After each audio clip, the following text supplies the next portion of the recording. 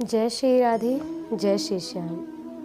अब हम आगे की कथा वर्णन करते हैं कि बड़े ही दिव्य भाव से मच्छिंद्रनाथ जी जब आगे की ओर चलते हैं, हिंगलाज देवी के दर्शन करते हुए माँ भगवती के दर्शन की ओर अब जाने लगते हैं।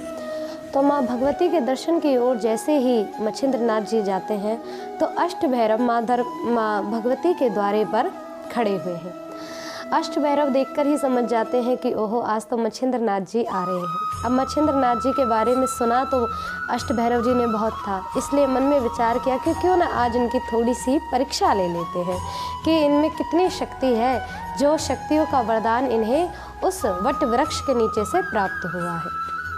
अब ये बात सुन करके मन में विचार किया अष्ट भैरव जी ने और एक सन्यासी का रूप धारण कर लिया। एक सन्यासी का रूप धारण करते ही अब मच्छिंद्रनाथ जी द्वारे आ पहुँचे और आकर के देवी के दर्शन के लिए भीतर जाने लगे।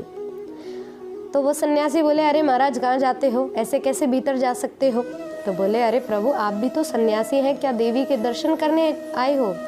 तो बोले, हम सन्यासी हैं पर हम यहाँ के रक्षक हैं, सेवक हैं, यहाँ के द्वारपाल हैं। जब तक आप अपने पाप पुण्य नहीं गिना देते तब तक आप भीतर नहीं जा सकते, क्योंकि अगर आपके पुण्य ज़्यादा हुए तो ही आप भीतर जा सकते हैं। अब मच्छिंद्रनाथ जी बोले, पाप और पुण्य तो मुझे याद नहीं, क्योंकि मेरा तो हर क्षण उस गोविंद के नाम है। तो अब मच्छिंद्रनाथ जी के बात सुनकर भैरव जी बोले कि ऐसे कैसे, जब तक आप कुछ गिना नहीं देते हम आपको भीतर जाने की आज्ञा नहीं देते। मच्छिंद्रनाथ जी कहने लगे कि क्या पाप पुण्य लगा रखा है, हम तो एक नाथ संप्रदाय के अधिपति हैं, हमारा तो जन्म ही इस संसार के लिए हुआ है। जब ये शब्द सुनने लगे तो भैरव जी को क्रोध आ गया कि अब तो मैं तुम्हें बिल्कुल छोड़ूंगा ही नहीं। भैरव अपने तलवार इत्यादि शस्त्रों को निकालने लगे।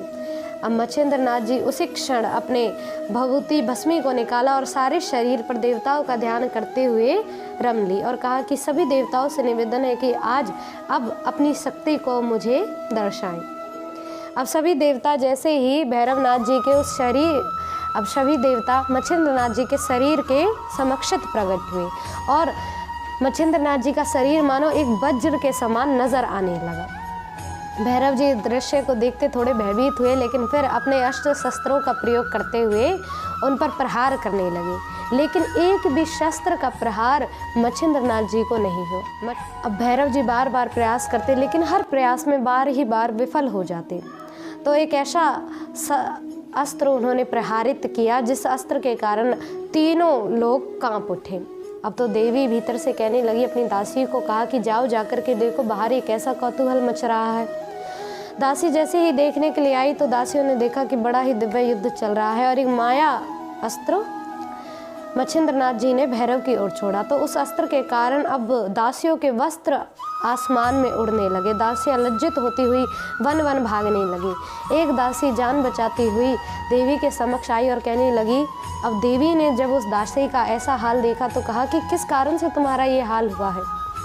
तो बताया कि देवी वहाँ तो एक योगी आया हुआ है और वही परम युद्ध कर रहा है और उसी के युद्ध के कारण मेरा ऐसा हाल हो चुका है और आप भी यहाँ से चलिए। दासी देवी को समझाती हैं तो देवी जैसे ही दर्शन करती हैं, इधर भैरव पर ऐसा प्रहार कराया मच्छिंद्रनाथ जी ने कि भैरव को बेहोश कर दिया। अब भैरव बेहोश हुए और मच्छिंद्रनाथ जी आगे बढ़ने लगे। भीतर प्रवेश किया गुफा में और देवी देखते ही समझ गई कि ओहो, ये तो मच्छिंद्रनाथ है। उन्हें समीप बुलाया और उनके सर पर हाथ रखते हुए कहा कि बेटा तुम तो परम योगी हो गए हो, तुम्हारी शक्तियों का तो कहना ही क्या है। उन्हें अपनी गोदी में बिठाया और कहा कि अब तुम भैरव को जीवित करो। भैरव जैसे ही जीवित हुए और देवी के गोद में उस मच्छिंद्र को देखकर थोड़ी शंका करने लगे और शंका करते हुए कहा कि देवी किस कारण से आपने इन्हें गोद में बिठा रखा है? तो देवी कहने लगी, ये तो परम कवि नारायण के अवतार है, इन्हें कैसे ना अपनी गोद में बिठाऊं? तो अब देवी कहने लगी, तुम्हारी शक्तियाँ बड़ी संपन्न है मच्छिंद्र, मुझे अपनी शक्ति का प्रताप दिखाओ और इस पहाड़ को किसी दूसरे स्थान पर रख दो। मच्छिंद्रनाथ जी ने ऐसा मंत्र मारा उस पहाड़ पर कि वो पहाड़ वहाँ से उठकर किसी दूसरे स्थान पर पहुँच गए। देवी बड़ी ही प्रसन्न हुई और बोली कि मच्छिंद्र तुम में तो बड़ी ही शक्ति है, तुम्हारी शक्ति का तो कहना ही क्या। 3 दिन तक मच्छिंद्रनाथ देवी के साथ रहे। और साथ रहते हुए देवी के अब तीसरे दिन जब जाने लगे, देवी से आज्ञा लेने लगे, तो देवी ने उन्हें 2 अस्त्र दिए। कहा एक तो स्पर्शास्त्र और भिन्नास्त्र, इन दोनों अस्त्रों को लेकर के जाओ, इससे ये तुम्हारे आगे जीवन में सहायता करेगी। देवी के दर्शन करते हुए मच्छिंद्रनाथ जी की यात्रा आगे की ओर बढ़ने लगी। अब आगे की कथा हम अगली वीडियो में वर्णन करेंगे। आप सभी ऐसे ही मच्छिंद्रनाथ की आदि इत्यादि कथाओं को श्रवण करते रहें, आनंद से रहें, प्रसन्न रहें। जय श्री राधे, जय श्री श्याम।